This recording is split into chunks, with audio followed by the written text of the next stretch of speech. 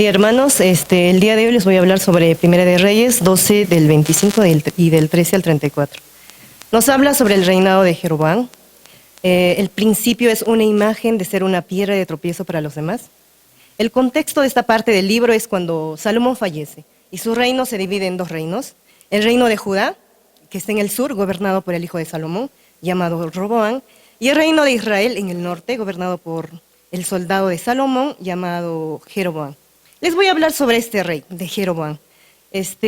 Jeroboam tenía desconfianza del pueblo de Israel, porque él pensaba que cuando este pueblo de Israel vayan a adorar a la casa del Señor que quedaba en el reino de Judá, probablemente sienta afecto, ¿no? Nuevamente por el rey de Roboam, que era el hijo de Salomón, y probablemente cuando vuelvan al reino de Israel me maten, ¿no? Eso pensaba Jeroboam. ¿Qué es lo que hizo Jeroboam? Astuto. Hizo 2 becerros de oro y les puso en 2 lugares estratégicos, en Betel y Dan. Y les dijo al pueblo que adoraran. ¿Qué hizo el pueblo? Obedeció. Y esto fue el motivo de que el pueblo de Israel pecara contra Dios. En otra ocasión, Jeroboam estaba adorando uno de los ídolos y llegó un profeta de Judá, ¿no? Del profeta de Judá, del reino de Judá,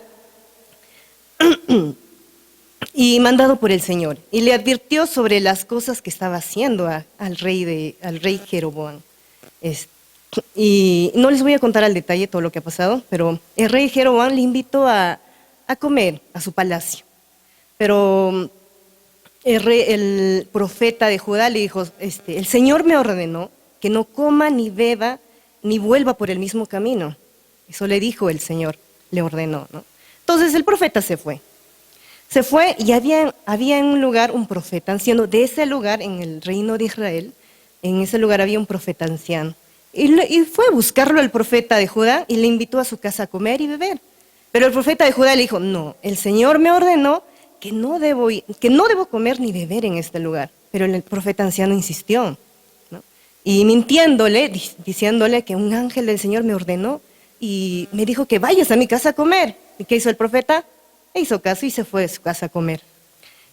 Como la palabra del Señor no cambia, el profeta de Judá desobedeció. ¿Y qué hizo? La desobediencia, ¿cómo se paga? ¿Cómo es la paga del pecado? La muerte. Lo mató. Murió el profeta.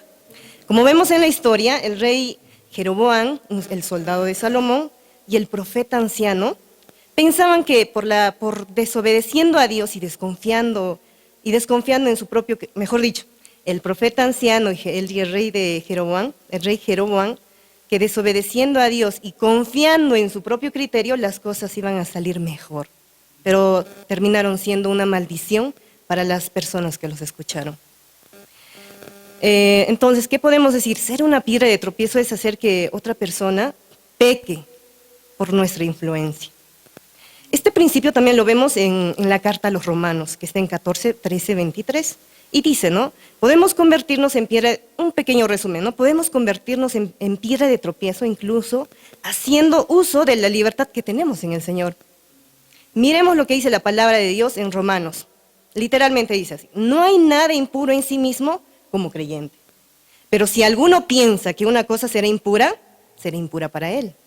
Ahora, si por lo que tú comes tu hermano se siente ofendido, tu conducta no es de amor.